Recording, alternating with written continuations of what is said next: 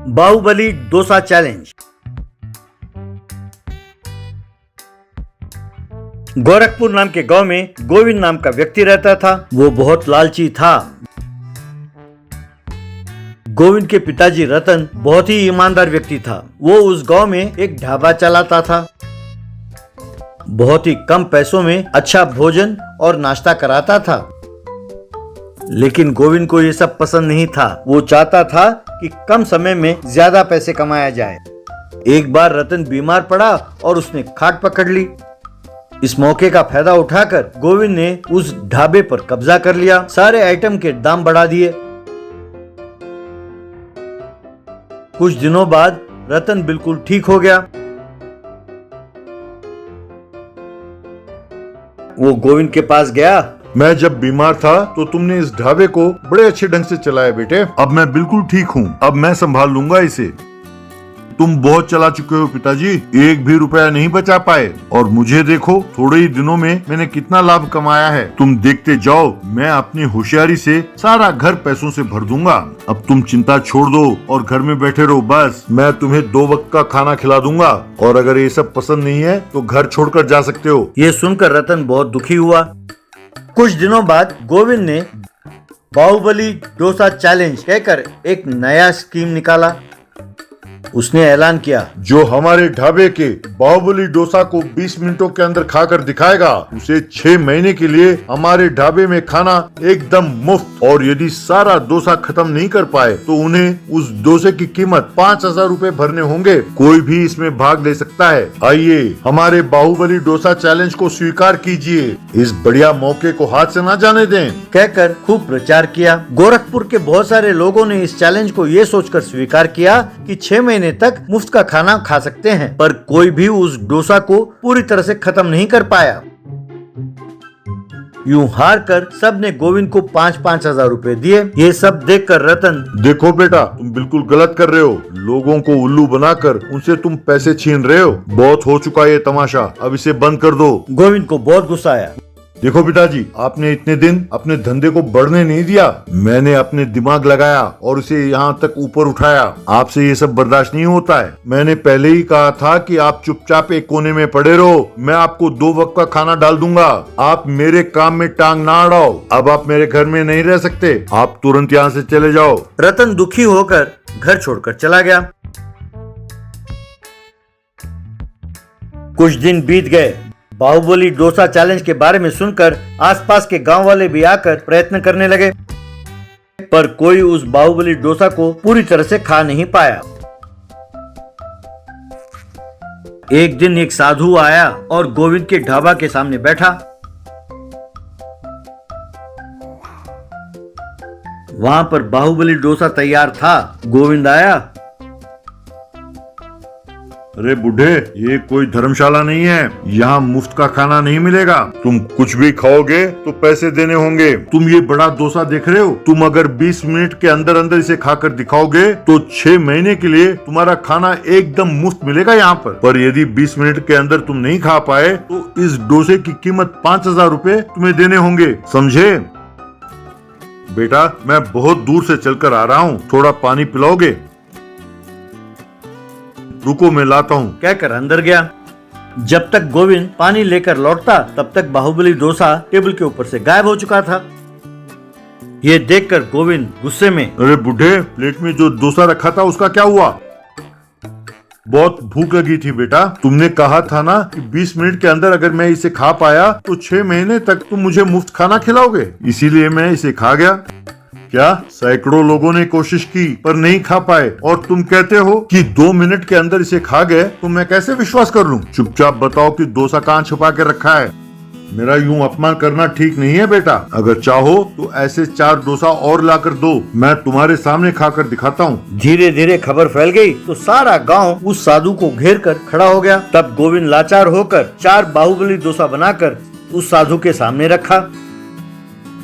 वो सब 2 मिनटों के अंदर साधु चट कर गया। क्या तुम मुझे और 2 डोसा दोगे बेटा? गोविंद का चेहरा गुस्से से लाल हो गया। आसपास खड़े लोगों ने जोर से ताली बजाई। गोविंद लाचार होकर उस साधु को प्रणाम करके स्वामी जी, मैंने जितना आटा बनाया था सब खत्म हो चुका है। अब आपको खिलाने के लिए मेरे पास कुछ भी नहीं है। आप कोई साधारण मानव नहीं है, आप मुझ पर रहम कीजिए। मैं एक साधारण मनुष्य हूँ बेटा, एक सन्यासी हूँ। मैं इस उम्मीद से आया था कि 6 महीने तक मैं तुम्हारे पास मुफ्त का खाना खा सकूंगा। लोगों को देखकर डरकर गोविंद, ठीक है स्वामी जी, आप हर रोज खाने के टाइम पर आ जाइएगा। अगले दिन बहुत सारे लोगों ने आकर बाहुबली डोसा चैलेंज में भाग लिया।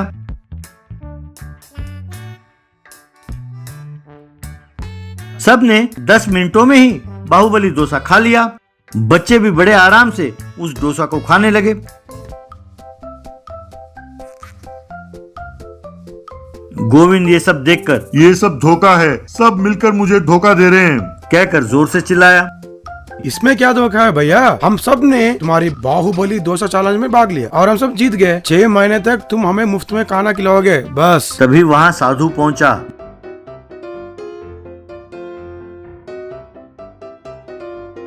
गोविंद उस साधु से, स्वामी जी, मेरे अकल ठिकाने आ गए, मुझ पर रहम कीजिए और मुझे माफ कर दीजिए। सारा गांव को 6 महीने तक मुफ्त खाना खिलाने के लिए मैं अपनी सारी जमीन जायदाद बेच दूं तब भी कम पड़ेगा। तब साधु ने अपना वेश उतारा। गोविंद ने अपने पिताजी को देखा और हैरान रह गया। पिताजी, आप मुझे माफ कर दीजिए पिताजी, पर ये सब कैसे कर पाए पिताजी? तब रतन ने अपने थैली में से एक बोतल निकाला।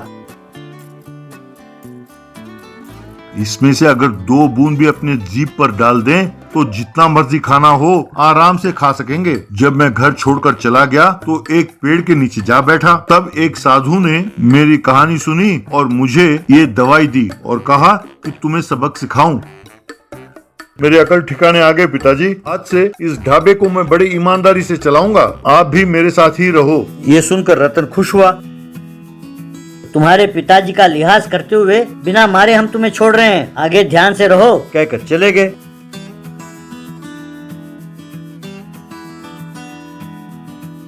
तब से गोविंद ईमानदारी से ढाबा चलाने लगा। Middle class versus rich class जिंदगी।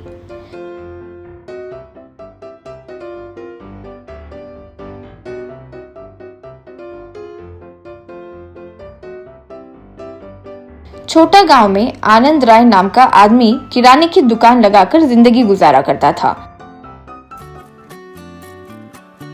एक दिन उसके दुकान के पास मोती बाई अपनी बेटी मिन्नू के साथ आई।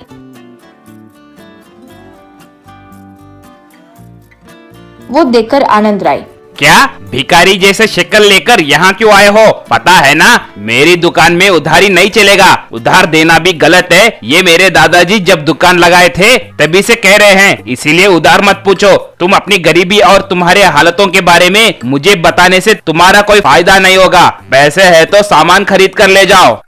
ठीक है सेठ, इतने समय से आ रहे हैं तो आपके बारे में तो पता ही है हमें। कभी किसी कव्वे को भी खाना नहीं खिलाया आप, आपसे क्या उम्मीद करें? इसीलिए तो तुम घर के ऊपर घर बना पा रहे हो और हम हर दिन खाने के लिए मेहनत कर रहे हैं। ठीक है, ये लीजिए पैसे। 4 किलो मैदा, 1 केजी आलू दे दो। बाप रे, क्या बात है, आज हाथ बहुत खुले हैं लग रहा है। 4 केजी मैदा, लगता है अच्छे पैसे हैं। हमेशा 100 ग्राम और 200 ग्राम आटा लेने वाली तुम आज 4 केजी आटा पूछ रही हो। घर पे कोई महोत्सव है क्या? हाँ सेठ, जिस दिन 4 पैसे हो और 4 दाने खा पाए उस दिन हम जैसे गरीबों के लिए महोत्सव ही है। लेकिन 4 केजी आटे के लिए 4 गुना ज्यादा पैसा लगाकर लूट रहे हो ना, तुम्हारे लिए तो हर दिन त्योहार है। क्यों मोती भाई, मैं किसी को लूट नहीं रहा हूँ। मुझे ये किराना ऐसे ही मिलते हैं क्या कि तुम लोगों को मुफ्त में बांटूं? हम भी शहर जाकर पेट्रोल खर्च करके सामान खरीद कर लाकर तुम लोगों को बेचते हैं, इसीलिए शहर के रेट से थोड़ा सा रेट ज्यादा लगाते हैं। इतनी सी बात है, लेकिन तुम तो ऐसे बात कर रही हो जैसे तुमसे पैसे छीन रहा हूँ। खरीदना नहीं है तो छोड़ दो। तुम नहीं खरीदोगी तो मेरा क्या ही नुकसान होगा? तुम्हें क्यों नुकसान होगा सेठ? हम नहीं तो कोई और आकर खरीद लेंगे। हम तुम्हारी तरह शहर में नहीं खरीद सकते ना, जाकर दूसरी जगह पर खरीदने का सोचे तो इस पूरे गांव में तुम्हारे अकेले की दुकान है। ठीक है, तुम्हारा अच्छा चल रहा है, जो मैंने पूछा वो बांध कर दे दो। मांगी चीजों को पैक करके देते हुए आनंद राय, ये लो। ये क्या, ये तुम्हारी बेटी है क्या?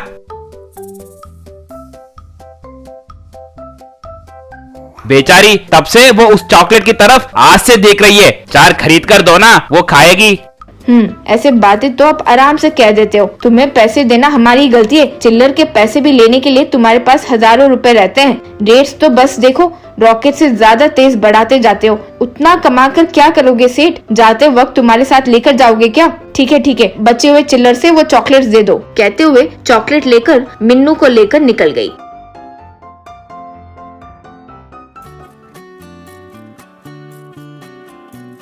उतने में अंदर से रेडी होकर उसकी बेटी के साथ बाहर आई आनंद राय की पत्नी जमुना। क्यों जी, उन लोगों से उतना भला बुरा क्यों सुनते रहते हो? उनको बिना कुछ बोले रह नहीं सकते क्या आप? उनकी ताने सुने बगैर आपका दिन नहीं ढलता क्या? और वैसे उतने पैसे लगाओगे तो वे आपसे क्यों खरीदेंगे जी? अरे पगली, सिर्फ हमारी अकेले की तो दुकान है। जितना हम रेट बोले उतने में ही लेना पड़ेगा। अगर उतना रेट नहीं लगाए तो फिर अब तुम माँ बेटी शॉपिंग जा रहे हो ना, इसके लिए मैं पैसे कहाँ से लेकर आऊं? हवा से कुछ जादू करके लेकर आऊं क्या? नहीं ला सकता ना, इसीलिए इन लोगों से ले रहा हूँ। ठीक है, ये पैसे लेकर अच्छे से शॉपिंग करके मेरी बेटी को जो भी चाहिए सब खरीद कर दो। मेरी प्यारी सी बेटी का जन्मदिन जो है। कहकर पैसे देकर भेजा। जमुना और उसकी बेटी शहर में शॉपिंग कर रहे थे। बेबी, तुम्हें जो भी चाहिए सब ले लो। तुम्हारा बर्थडे ग्रैंड से सेलिब्रेट करेंगे। ये नहीं वो नहीं, बिना सोचे जो जो चाहिए सब पैक करवा लेना। Thank you mummy. देखो मेरा शॉपिंग खूब अच्छा होगा। पापा देखते ही शॉक हो जाएंगे। डैडी तेरी शॉपिंग देखकर शॉक नहीं होंगे, शॉपिंग का बिल देखकर होंगे। ठीक है, जल्दी करते हैं। कहकर बहुत सारी शॉपिंग करके घर की तरफ आ रहे थे तो मोती बाई के घर के आगे की तरफ गुजरते हुए, क्यों मोती बाई, क्यों चूल्हे के पास इतना मेहनत कर रही हो? अरे वो कुछ नहीं, आज मेरी बेटी का जन्मदिन है। वैसे भी मैं उसे शॉपिंग वगैरह तो नहीं करा सकती ना, इसीलिए 4 रोटी और अच्छा आलू की सब्जी तो खिलाऊं सोचकर बना रही हूँ। लेकिन ये चूल्हा गीला हो गया, ठीक से नहीं जल रहा। अरे तुम्हारी मिन्नू का भी आज जन्मदिन है, हमारी बेटी का भी आज जन्मदिन है। ठीक है, ये ड्रेस लो, अच्छे से तैयार करना उसे। तुम्हारी मिन्नू भी मेरी बेटी जितनी है ना, शायद उसे ठीक से आ जाए। कहते हुए एक ड्रेस और स्वीट बॉक्स निकाल कर दी। नहीं रहने दो माँ, फिर सेठ को पता चला तो इसका भी बिल डाल देंगे। अरे ये मैं अपनी बेटी के जन्मदिन की खुशी में दे रही हूँ, तुम्हारी बेटी को दो और ड्रेस भी पहनाना। फिर नया ड्रेस पहनकर